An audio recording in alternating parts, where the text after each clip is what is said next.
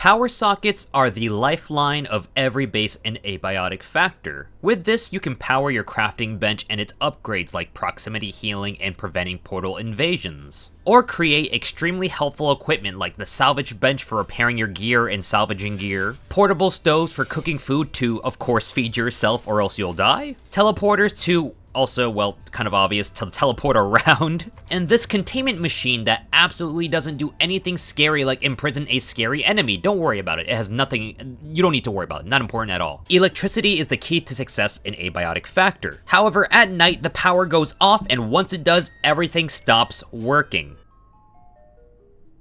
You could create batteries that power things throughout the night, and there you go, problem solved. Once you made it through the night, the power is back, and you repeat, and pretty much it becomes a non-issue. But I've been wondering, can somebody beat Abiotic Factor without the use of power sockets? And why not make it harder by making it so it's only night all the time? My friend Chopsticks and I will be attempting to do so in this video today. In the world settings, you can change it so the day and night cycle is always at night. It'll be dark constantly, which already makes the run difficult because it's tough to see through the darkness, of course. Normally, I would associate night with also power sockets not working as well, but for some odd reason, if you make the setting night only, it'll still make the power sockets work at night. There really is no way to permanently turn off all power sockets off at night with this setting. To remedy this, we'll be using a self-imposed rule onto our playthrough, and that is, we cannot use any power sockets, period. That way, we can have a true night-only run with no power at all. Next to those rules, we'll be allowing ourselves 2 certain items that we need for the playthrough, or else it will be pretty much unplayable. A simple makeshift battery and a starting crafting table. Once we've obtained our makeshift battery and a crafting table, at that point, every single power socket is off limits. We cannot use it anymore. You will need to have a powered crafting table in order to beat the game because there are some items that you need to craft with it, so we need that. The makeshift battery will power the crafting table, so that's how we'll be using it. Next to having the necessary items in order to progress in the game, you can also use the crafting table to craft weapons and other gadgets you may need. And I am not gonna go through the whole game using a table leg as my main weapon to get through every single fight, so we won't be needing to use that the whole time. As we began our night-only run, the first thing we noticed was how dark it was. And yes, I know we were getting into this, we signed up for this and everything, but that still doesn't change the fact that it was really dark. We completed the game before, so this is a semi-speedrun playthrough. Abiotic Factor doesn't have any procedural generated things in the game. It's pretty much a standard straight run every time you go through the game, so we knew where everything was for the most part, and that made the run a bit more bearable to do. When you first start off the game, you'll be in the cafeteria, which serves as the game tutorial. In here, we progressed as normal, collecting all the items we need in order to get through. One of the first major challenges so far was having to fight in the dark.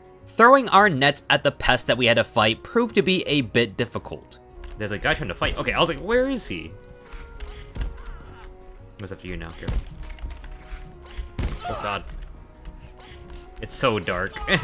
Once you approach the end of the tutorial, you're required to create a crafting bench, and this is one of the 2 times we'll ever use the power socket. The other time being when we need to make the batteries, but after that, no more, I promise. At the very beginning, our flashlights will serve as the best source of light for us. But here's the downside, you cannot use anything else alongside a flashlight, even though we have 2 hands as human beings, you just can't do it for some odd reason, so oh well, just abiotic things. So during our first ever fight against a peccary, I had Chopsticks fight it while I served as his light. Go ahead. Alright, I'm gonna hit it. Wait, I don't think I have a weapon. Alright, you fight it off. I'll cheer you on with the light.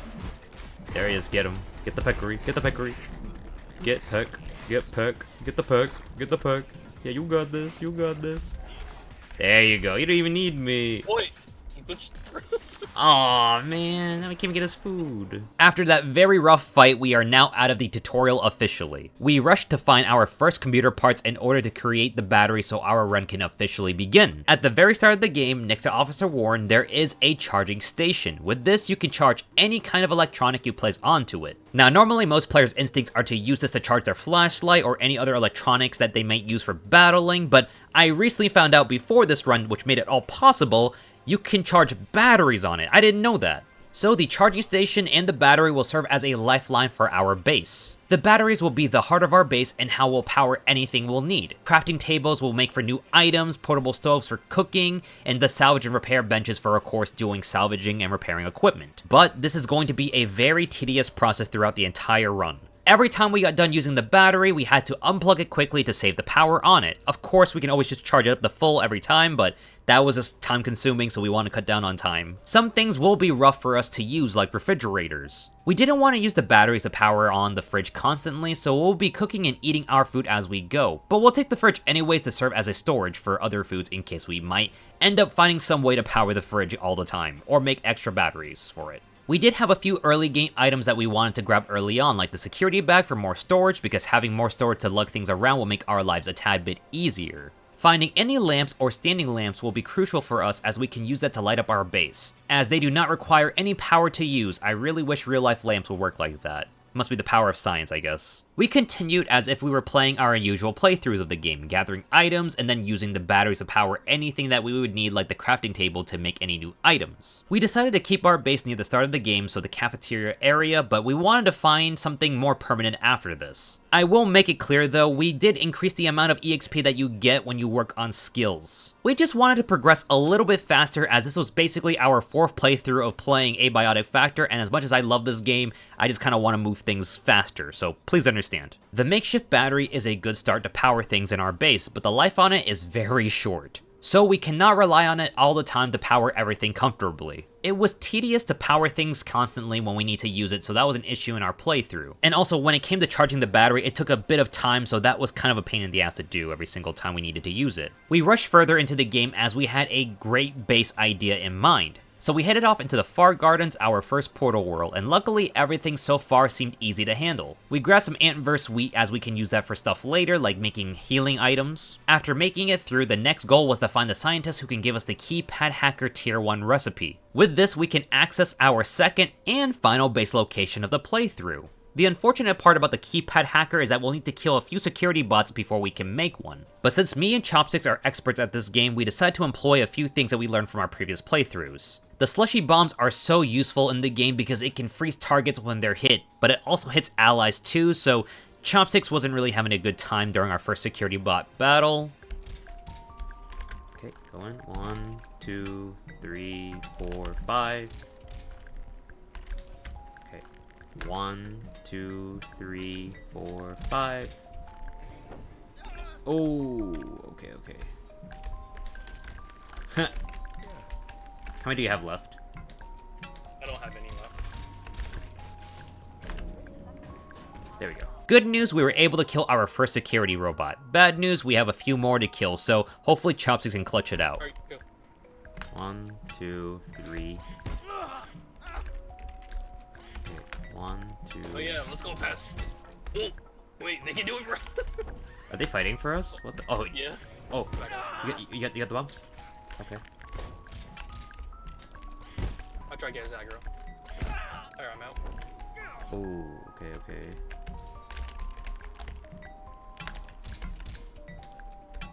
I'll get you up. Alright. Oh. 3, 4. There we go. Nice. And there's one more left now. 3, 4, 5. Back up. Oh no. I don't even have him on. Okay, let's see. I'll try to lure him away. I'll come get you. There you go. Okay. 1, 2. Oh my god, he was like one hit away. Nice. And that's it. Finally, the Keypad Hacker was ready to go. It was annoying to make, but hey, we got it, and now we can move on to our final base location. Our new base location will be at the security office. This is great for a few reasons. The first reason being it's got a charging station, one of the biggest things that keep our playthrough alive. The second reason being it's enclosed, so not necessarily the fact that the enemies cannot get to us easily, but more of it gave us a sense of security and it felt like a real home because it had walls around and it wasn't like the cafeteria area where everything was out in the open. There's also a bathroom right nearby in the locker room, so we can take care of our business without having to go too far. And one of the coolest reasons about this base that I think is unique to this one location is that it has shutters. Once we had a controller made, we can use that to fix the shutters and then we can control whether it opens or closes. And that actually gave us real security because enemies cannot break their way through the shutters. Now, while this base may seem really cool, there's one really annoying downside to it. There was a lack of a proper water source, so we had to just take buckets from the fountain in the middle of the game lobby and then lug it all the way back to base. And even if we got the water back, it was still tainted, so we had to cook that water and boil it to make sure it's safe to drink. It was kind of tedious, and that's probably the one downside of the base that I'll just bear with because everything else just seems so good and I didn't want to give it up. For the sake of the playthrough, this was enough to keep us going. We didn't want to keep moving from base to base because this was a challenge run, not a leisure playthrough, so we want to get through this as quick as possible. And if you played Abiotic before, it's kind of a long game, so we want to kick it up a notch and move faster. After an hour and a half into our playthrough, we had a nice base going. I'm really proud of our work. We had some lights set up so it wasn't so dark anymore and it felt like a true home. However, we did run into our first portal invasion. This will be a problem later on in our playthrough because we cannot prevent invasions unless our crafting bench is powered and also upgraded. So we'll just take invasions as they come. At least the pests were the first ones coming through, and it was basically a free meal for us, so we just cooked them up after. So, thank you for the good meal, itadakimasu. Itadakimasu. I think I said that right. Itadakimasu. Oh, it's itadakimasu. I was close. With our base set up and the keypad hacker made, it's time to progress in the story. The next area of the game, Flat Hill.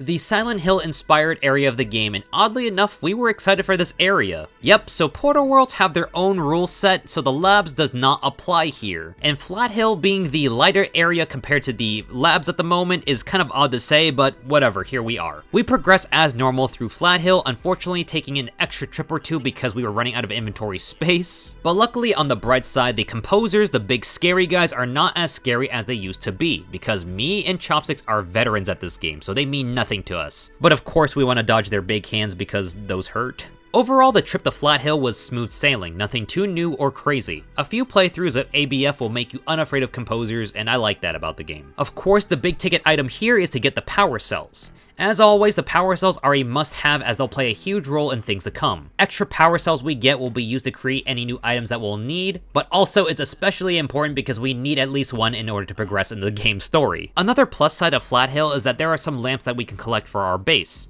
So upon resets, we can come back here and get more light sources. As soon as we were done with Flat Hill though, we were hit with a fog phenomena. It's almost unlucky if it weren't for the fact that we were right nearby to turn it off, so not a huge deal. With the power cell in hand, it's time to progress into the next sector of the game, so we're finally making progress into manufacturing. And I'm gonna say this right now, this area is mildly infuriating to say the least. Thankfully, our base was right next to the entrance of manufacturing, so it was a simple hop over. We headed into manufacturing, and this place was just darker than dark. Do not take your lights in a normal playthrough for granted anymore, guys, because I missed them so much. The Order soldiers can be a bit deadlier than the enemies we fought earlier, as they got guns and they just hurt in general. Our first goal is to make it over to the blacksmith, the next important NPC who gives us the recipe for the keypad hacker 2. While we were here, we unlocked the tram shortcut back to Central, so now we can go back and forth easily. And as we kept progressing through manufacturing, we just simply kept dying and it got pretty annoying fast. It was not easy, we were having a rough go at it. The difficulty spike here was noticeable, and as we were in our speedrun mentality for this playthrough, our gear just sucked. Our armor was not good, our weapons were not the best, so we weren't really able to dispatch the soldiers quickly. We tried our hand at getting the rat pack from the rat enemies for their big inventory space, but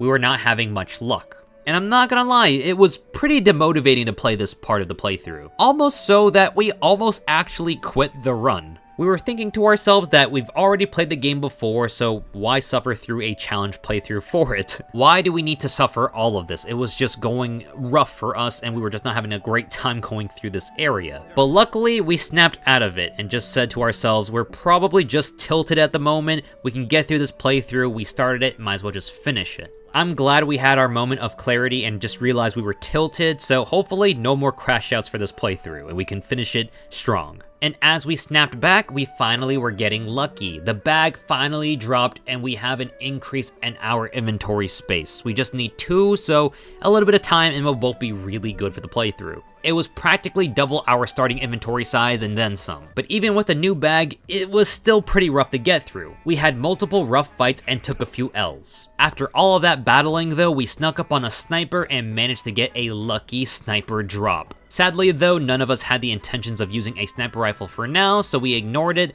Still though, never seen a sniper rifle drop this early, so pretty cool to see it drop right now. Probably a world record if I had to guess, world's first. I felt pretty lucky that day. We slowly made progress through manufacturing. It was rough, but we were getting through it. And now it's time to introduce the first of many tools that just helped our run even more so. After getting the necessary materials, we constructed ourselves a pest wheel. The pest wheel generates energy for our base, so we don't have to just rely on the batteries only. Now, we didn't do away with the batteries completely, but we can at least allocate the batteries to different things, so we had batteries for the stove, the pest wheel to use for everything around the workbench area, and etc. The pest wheel just makes me want to get a hamster in real life and have that power my home, because that's how it works, right? We named our pest Alice, and by giving her some food, she'll start running. She'll only run for a bit before getting tired, then she'll need more food. To preserve her running energy, we just simply unplug the wheel when we're not using it, and just feed her when we need to use it some more when she's running out of energy. Easy. I think I prefer this method a lot more versus batteries, because all you really need to do is feed Alice with ant versus wheat, and that's all you need, and we can just grow that easily. Alice made our life better, and for that we love her. Thank you, Alice. And honestly, if we can make it through the whole playthrough with Alice staying alive, I think that's a huge win for us. Our lives were getting easier with each new invention. We progressed into train and grabbed as much as we can.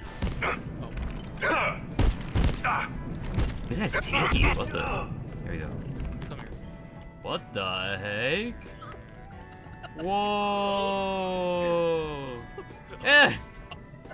Huh? This game's funky. You know, I'm just gonna leave him like that. Trains also provided us with lamp scones, so whenever we went there for supplies after a portal world reset, we grabbed as many as we can to light up the area around our base and pretty much around the lobby. The briefcases from train allows us to heal ourselves, so we don't have to worry about having to run back to base and heal every single fight. The rebarb collected can be used as a component for other items. And finally, pocket watches can be salvaged for their chains to create accessories. What started off as a rough journey into the dark manufacturing sector became something amazing for our run. From everything we gathered, we were able to finally make something called the crystalline vial. And this was something I almost never considered making in my previous playthroughs, but there's one huge important fact to it. At first glance, it may just emit a short-range purple light around you when equipped, so you may think to yourself, oh wow, now you're basically a walking nightlight, that's cool I guess. However, the other cool part comes in after when you read deeper into its item description. When equipped, the vial will passively charge any items in your inventory. Now, I'll admit the rate is pretty slow, but it's better than nothing. With the vial, any item that sits in our inventory will passively charge over time. So this cut down immensely on the amount of items we need to charge at the charging station whenever we went back to base. So me and Chopsticks don't have to do the juggling of charging our items at the charging station every single time we're at base, which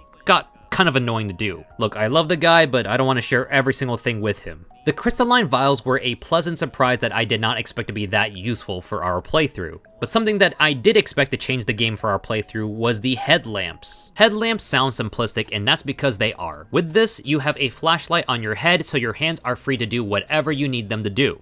Very handy. And combined with the crystalline vial, I'm able to charge this baby on the fly. With the headlamps, I'm able to actually use items and fight effectively without having to do a switch between flashlights and whatever primary weapon I have at the time. Manufacturing just unlocked so many new things for us. That being said though, there were still some struggles to be had on the run. Namely, the lack of teleports and how we cannot just simply go back and forth between areas in game. I do want to commend the ABF team on one thing right now though, and that is shortcuts. Look, you don't have to add shortcuts in your game, but I'm glad they did. Shortcuts like the trams or unlocking a simple door that was previously locked so that way you cut down on traveling between one area to another.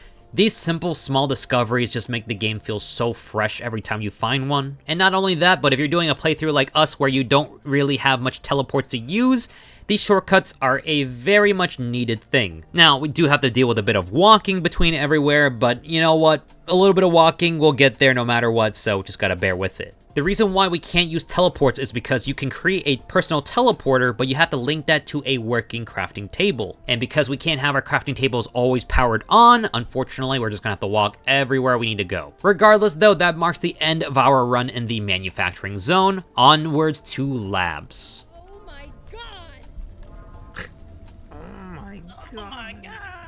Labs is the next section of ABF. This is where the game introduces the Layak to us. The Layak is an enemy that can appear almost anywhere out of thin air, and it stalks you throughout the whole entire game. And once it gets close enough to you, it starts attacking. Thankfully though, it can't appear everywhere, so portal worlds are safe. But you're spending a majority of the game outside of the portal world, so you can't avoid him forever. You can look at him to make him go away or blast him with X-ray weapons. Doing the latter though will make it drop its essence, which is needed for progression. The good news though is that you can actually contain a Layak on a normal playthrough. Bad news is that you need constant power to keep it going. So for our run, we cannot contain the Layak at all, so we'll just take him as he comes. I would have totally loved to just contain the guy and forget about him for later, but unfortunately it just can't not work like that. And I will admit though, it does kind of hurt to see all these cool items that we can get, like the distribution pad and other items, but we cannot use them because it just all needs power. The pains of doing a challenge run, I suppose. And the labs is actually one of my favorite areas of the game. It even has one of my favorite base locations, but sadly, we're gonna have to skip out on that and a lot of other things. And one of the biggest objectives we need to do is to reset the security system, stopping all the deadly automated turrets. Oh, right. Oh. Yeah, I don't know about that one, Chief. They even says live firing zone, no. And that involves us going through the Helmholtz cell block area, which has zombies. The zombies are really slow and they're kind of creepy, but thankfully that's all they really got. And even though they're slow, it doesn't take away from their creepiness, and I don't like how they group up and try to follow you. It just gives me a really icky feeling. Another mandatory portal world that you have to go through though is the furniture store. For a quick rundown, the furniture store is a big furniture store that is surrounded by a bunch of zombies outside pounding away trying to get in. To escape this area, you have to find 5 buttons located across the store. Pressing all 5 will activate an elevator that takes you up to the end where the portal to escape is at. Ironically enough though, the area is actually pretty safe. It's not safe anymore though once you hit any of the buttons because that will start spawning in the zombies. But we did make this area really easy and stress-free for ourselves. First we located all the buttons, split up, and then press all of them as quickly as possible. Doing so, we were able to get through this area with less stress than we did before, and also less jump scare from zombies that appear out of nowhere. I took the top floors and worked my way down the middle while Chopsticks did the basement and basically did the reverse of what I did. The furniture store the first time around was a bit stressful because of all the zombies slowly approaching you and all their scary sounds, and you suddenly got hit by somebody right behind you, but I like this new method we came up with. Sadly, you have to have at least 2 players to pull it off, so if you play solo, I'm sorry. Once you're through the furniture store, you're placed on the other side of the lab inner wing. Before we can progress though, we'll need 4 Layak essence, and to do so, we need the Layak to appear and then blast him with an X-ray weapon. So during this time, we went back to base and took the time to gather up items and materials from previous worlds and whatnot, as we're kind of gated. I'll admit though, it's kind of smart on the devs to prolong the game a bit by having you get these 4 items, the 4 Layak essence, but it is what it is. Once we got all 4 essences and then dodged all the bullets of the order soldiers and automated turrets, we restarted the security system. Doing so allows us to get further into the labs where we fought the Tarask, which was a big, bulky, boss-like enemy. During our first ever playthrough of ABF, the Tarask was quite easy to take down, but I like to think ever since 1.0 was added to the game, they must have given him more HP or something. He was not a slouch this time around. Sadly though, we had to kill this big, beautiful alien to get his Ichor. The Ichor though has some interesting properties. Using this, we're able to fix up some machines like the portal device that lets us go to Myco Fields. Myco Fields is an area that has some high temperatures. To counteract the heat, we need to get some heat-resistant equipment. So a small detour to get some heat-resistant suits and we're back in it. And as you can see, the game kind of prolongs itself by having you do little weird detours in order to progress to another area, but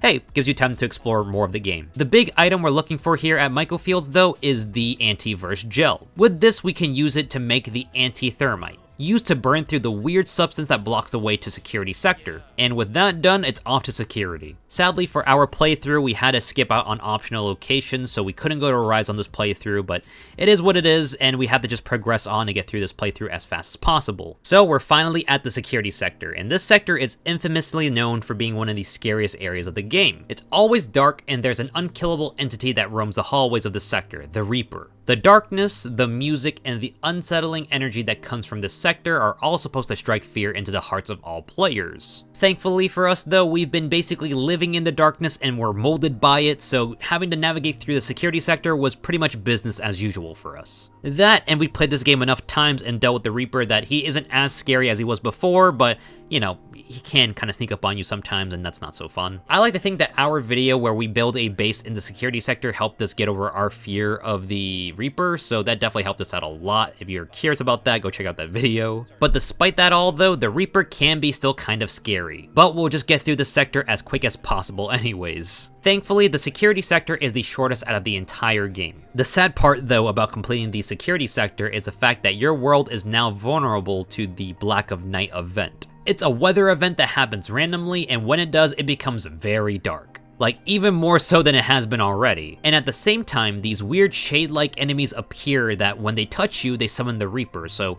you don't want that at all. But we'll deal with that if we ever cross that bridge, so don't worry about that. Onwards to the next sector, and that is Hydro Plant. Hydro Plant marks the return of more of the Order and their shooters. There's also a lot of snipers here that are placed at key strategic locations so they prevent you from moving forward easily, and you'll need to dodge, dip, and dive to cover. And to top it all off, there is a new robot to deal with that is even more so annoying and dangerous. That is the defense robot. These guys hurt, they explode you, and pretty much just you want to avoid them at all costs, but you really can't because you need their parts for stuff, so get ready for a tough battle ahead. But thankfully for us though, we came more prepared than we did when we were going through manufacturing. So this area wasn't too bad at all. Hydro Plant has 4 main objectives, and luckily we remembered how to handle most of it, so this was a pretty easy area to get through and we knocked it all out within an efficient manner. One important thing to note about the Hydro Plant area is that it felt very large. With this sector, it felt like it was more freeform because you're able to kind of go between different areas, and I really dig the Hydro Plant as one of my favorite areas in the game.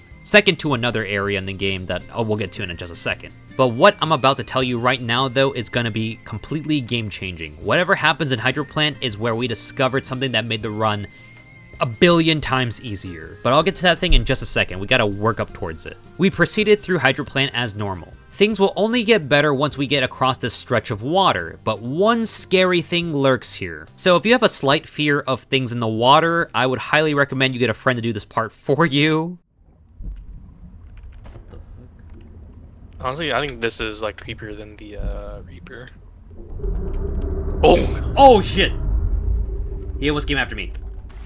Jeez, I heard him. This is the Dark Water Beast, and thankfully it only lives in water. But sadly for us though, we have to cross its home in order to progress in the game. Deep Field, you guys are very evil for making this thing a thing. It's just probably one of the scariest things I've ever encountered in the game. This is only one of 2 areas where the Dark Water Beast exists. The other one is a completely optional thing, just don't get unlucky and you might encounter it in another water source. The next portal world we need to hit up is Vosswar. The entrance is located within a lonely tall building surrounded by water, and the only way in is through diving. After a little scary swim and dive and making it through the dark and scary waters, we finally found ourselves at the bottom of this cold building. And Vosswar isn't necessarily where we're gonna find the game-changing item, but rather here in this building. And it's here that we find the key component for an item that's gonna make our run a million times easier and bearable. The Photon Receptor. With this, we can create the laser emitter which is needed to progress in the game, but it's also needed to create our secret weapon, Infinite Power. And before we get there, let me just do a bit of a backstory, and I'll get there, it all leads up, I promise. YouTuber Kofix found a method to creating infinite energy without the use of a socket. I really wish I can explain all of it, but he does a better job and Chopsticks did all the engineering to replicate the method. It involves trying to use the laser emitters, which then point to a laser power converter, which creates power, and that power is stored and then put into batteries, which infinitely go back into the laser emitters, and by using the barricades as a base for the whole thing, you can create a infinite power loop. But hey, listen, if I made no sense in what I just said, or maybe if I explained it horribly, I suggest you click on Kofix's video below, and that will give you a better description on how everything went down, because, you know, I'm totally not telling you to go watch the video and give him a click, because that's totally not what I'm trying to do over here. But please go show him some love. This was a really cool method that he figured out, and I am honestly astonished by it. I do want to note, though, prior to 1.0 of Abiotic Factor, there was another method to get infinite power, but that method was sadly patched out by Deep Field because they probably thought it was too OP. But so far, Kofix's power method still works, and we used that to get through our playthrough, so we finished our playthrough as fast as we could with this power method, so that way we didn't have to struggle any further, because this made our lives a lot easier. Supposedly this is it. This is it? Yeah. So how do we start getting power to the rest of the base now? Yeah, so this is... yeah. Bro, box move. It's like attached to you like a kid. That's to here. Yeah, I see power. Yeah. Oh boy. Start plugging this stuff. This one, yeah. Start plugging things in. Alright, there you go. Nice. Yeah, we can probably do upgrades, more upgrades there. We can finally do a Portable teleporter. Yeah. But the I'll rearrange this whole thing, but like, yeah, this worked out. It's worked out. Good job. Oh my god. Yeah. I will note one thing though, that Kofix method involves a lot of materials up front to make, so if you want to try to recreate this, make sure you have everything up front and ready to go. But I think that's the drawback to this. Like, it involves a lot of input for a great output. And I suggest you get on this soon before Deep Field fixes it somehow. So if you're a little bit curious on it, try it out as soon as possible. But before I keep giving Kofix a lot of love, I do want to shout out Chopsticks over here for actually going through with the method and making it work. With this method, we can effectively play the game with power that's not from power sockets. We made our own power source, and I think that's fair. With this, we can pretty much play the game as normal. We powered up a lot of different tools and equipment, and we can actually do a lot of different things with this. We can keep our crafting bench powered all the time with all of its upgrades. So now we can have passive healing with its upgrade, and also we can prevent any portal invasions as well. Keep our refrigerator going on all the time to slow down food spoilage. Create a containment for the Layak so he can finally be sealed. Thank God. Have a moisture teleporter that can refill all the water containers, so no more having to lug water back and forth between the fountain and our base. And the best part is we don't have to deal with the whole pest wheel feeding method anymore, or having to deal with unplugging batteries and then charging them and then replugging them back in for equipment. This just cut out a lot of tedious things, and I just want to say thank you to Chopsticks for actually going through and doing this method, but also a huge shout outs to Kofix. Please do go check out their video and channel. Just show them a lot of love, because this really just made our playthrough even better. And also a huge plus for us, now that we have a constantly powered crafting bench, we can now actually use the personal teleporters to go back to base instantly to teleport. Now, I do want to note though, our method wasn't exactly perfect and it doesn't work 100% all the time. Sometimes we may have to replug a few things to make it work as normal, but I'll take this over having no power at all. Huge shout out to Chopsticks for actually going through and making this method work, but also a huge thank you to Kofix for actually finding this, because he's an actual scientist. Like, this is actually crazy. He made the impossible for our playthrough possible again. With our new power method, we can now retire Alice from her wheel. She's now free to roam about in our base. She's now just a, like, retired horse, like a retired Uma. I don't know why I just kind of referenced that in this video, but it is what it is. But our time in Hydro Plant isn't over quite yet. We had to finish up our run at Vassoir, which involves us going through water again. Thankfully though, we put a rope plant down the first time we went around, and now we can simply climb up instead of swimming all the way down and diving. I'll take that over having to dive into the deep water any day. While at Vassoir, we fought off the Winter Order soldiers, one of the most annoying variants as they have a new shield unit with them. Man, this guy just blocks every single thing, I swear. They were tough, but we got through it, and our luck also went up as well, because we were able to get a full suit of their armor, and that made our armor problems solved for a good while. We ended the area by fighting the Yeti, which proved to be very easy, thankfully, because of our equipment. And with the Yeti's fur, we can now turn the fridges into freezers, which stops food spoilage entirely. Oh my god, this run is starting to look beautiful. Everything is coming together. Everything was going well until, and of course something has to go wrong every single time, right? We encountered the Black of Night event, and everything became dark. Speaking of infinite power and lasers. Damn it. What do we got? Ooh. Is it really dark? It's very dark, yeah. We need it to Night Realm. The fastest way to get there is through labs, tram. It's not dark at all over here. It's just the same. It's so dark that, like, imagine, oh my god, imagine they had a setting, just make it so, like, everything is the Black Knight. Oh my god. That'd be scary. Can't you just teleport? Oh, you just don't want to be in the base? I don't want to be there during the, oh, I found it. Okay. Ooh. Nice. That is until somebody sits on the Night Realm throne, so We bared through the darkness a little bit and we got through it really quickly, but still, it was just scary. After that, we proceeded to finish up the last bit of objectives in the hydro plant, and from hydro plant, we ran through reactors. The first segment of reactors was my favorite, power services. This area is my favorite area of the game. It's just so beautiful. I love all the colors and lights here, but we can't stop and smell the roses. We have to pass through it. Reactors marks the spot in the game where it starts to get more difficult. We headed to the village of the Exors, and here we see the spear variant Exors, which are some of the most annoying enemies of the game. They bleed you, they teleport around, they smack you with their spears, they just hurt entirely.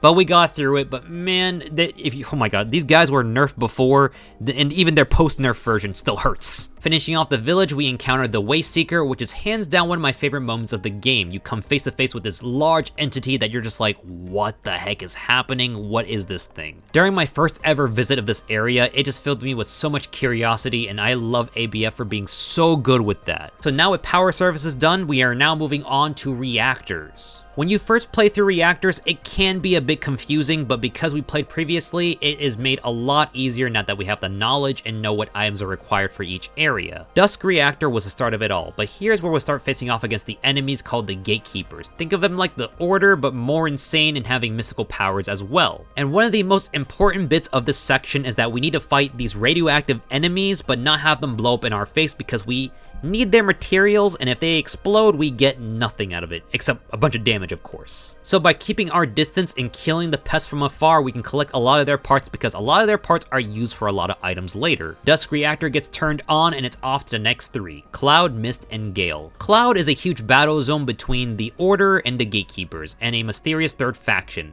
It's us, we're the mysterious third faction. We are intruding onto their battle, and you know what, we have to go turn on the reactor, so sorry guys, we have to bust through. I actually really like this area a lot because it's a huge battle zone, and I like when games have NPC versus NPCs because it shows the world to be kind of alive more, and I dig that a lot. Mist Reactor is a funky area that I personally dislike a lot because I just feel like I get a lot of brain fog here. It just really messes up with me. Everything feels so close up. I don't like the orange colors because it really just messes with my eyes and just gives me a really yucky feeling. Too many enemies get up close to your face and I don't dig it at all. This area also introduces the final robot variant, and this one just shoots flamethrowers at you and it's not fun at all. He hurts a lot, so either way, we got through Mist Reactor, my least favorite area out of all of them, and I'm glad to get through it. Gale is the final reactor for us. It's another battle between two factions, and to top it all off, we have to turn on a reactor, and to do so, we have to fight a series of battles against the Gatekeepers. And for some ungodly reason, there's a button here that can summon the Reaper to fight as well. I don't know who thought of this at the office, but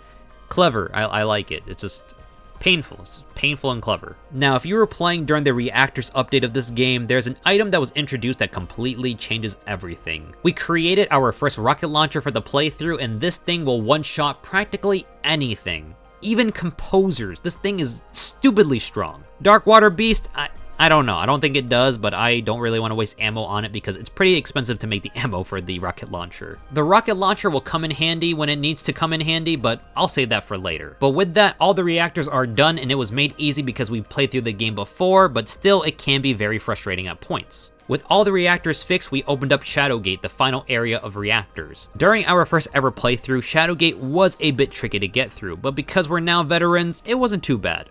Still kind of annoying, but wasn't as bad as our first time. During reactors though is when we made our first teleport pad. This thing is so useful because pretty much you can place a teleport pad down, and if you link it to another one, you can jump between two different areas. Our plan is that we had a teleport pad all the way back at base, and we had one on us at all times. By simply putting the teleport pad down, constructing it, and then powering it with a battery, we can jump between an area really quickly, go back to base and restock, and then come right back. A quick recall, it made things so much easier. With this, we can quickly jump between Shadowgate and our base to reset between battles, create the nullification grenade. We fought our way through Shadowgate, finishing it up, and it's time for the final and last part of the game, Residence. But before that, Praetorium. Praetorium is the home of the Order, and here was a bit of a struggle because of all the annoying enemies we had to face. Every type of Order soldier was here, including some new ones like the flamethrower rats and the assassins. The assassins were just really fast and annoying. They caused bleed really quickly, while the flamethrower rats were just,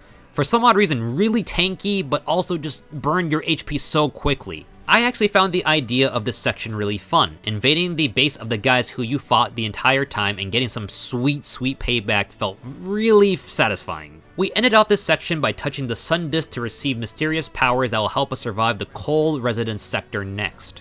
And finally, we arrived at the frigid residence sector. Before Abiotic was finally in 1.0, residence sector was pretty much hyped up the entire time. And as a huge snow enjoyer, I was looking forward to this part because I really do love the snow and I'm a winter enjoyer myself. This is the penultimate section of the game and we're nearly done with this run. Oh, it feels so crazy to say because this run has been nothing but painful, but we're almost through it. We say goodbye to Hasatraya as they'll get blown up by the laser here by our friends accidentally. I won't forget you, buddy. Alright. Stand aside and I will scout ahead. The way is not yet clear for us to assail the gatekeepers. Alright, go for it, man. And put a stop to this calamity once and for... Oh god. Nice shots, Janet. Oh, hello there. And to be honest, Resident Sector was kind of a breeze. Because of our previous knowledge of the game, this sector was easier to navigate than before. By cutting out all the unnecessary exploring, we just beeline to all the important bits of the playthrough. Here at Residence, we also do get a new Layak type enemy, but for the most part we ignored this guy because he only appears in really cold areas.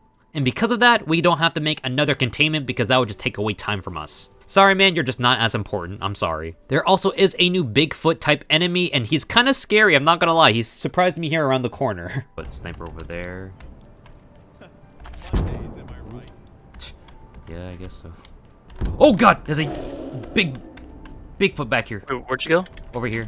Our first objective was to fix the device in the pool. This basically will prevent any more storms from blocking our path. Now, I'll be honest, we did not remember every single item we needed exactly to fix this device. But once we did though, we simply just used the teleport pad to hop back to base, reset, and grab all the items needed to fix it. With the winter storms now quelled, we proceeded into the dormitories to look for the thermocell. With the thermocell, we can now create the flamethrower. With this, we can now melt away the ice that blocks off the second to last area of the game, Fragments. And if I can just quickly say, Fragments is just a beautiful area of the game. It's a shopping mall that has been fragmented and you can just see different parts of the world and space all around you. This serves as the last area prior to the finale of the game. As much as I would love to just sit down and admire all of Fragments, we need to just make a beeline over to Botanicals. Botanicals has sort of a weird mechanic where you basically enter a parallel universe version of it. The one we're in is normal, but the other one is a derelict, dark version of our world's Botanicals. Kinda reminds me of Silent Hill in a weird way.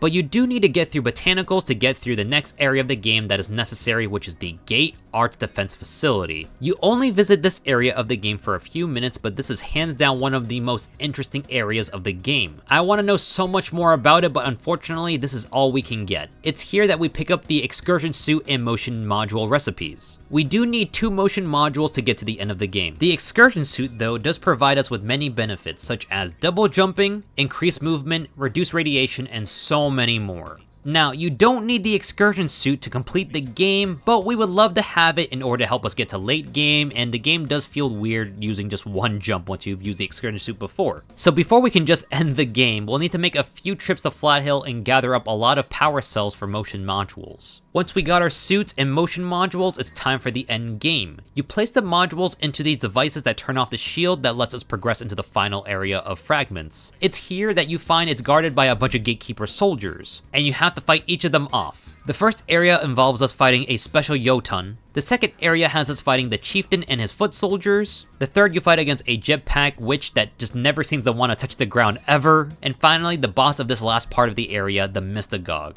This guy is dangerous for so many different reasons. He's got a drone that fires an annoying beam, he has a shield, he can throw fire at you and even place the fire around you in an AoE. And lastly, he has a dangerous fatal move where he grabs you and tosses you off the fragment area, falling to your death. We were really scared of this boss, but watch carefully how we were able to clutch this final battle. Here, you just like shoot at him. Okay.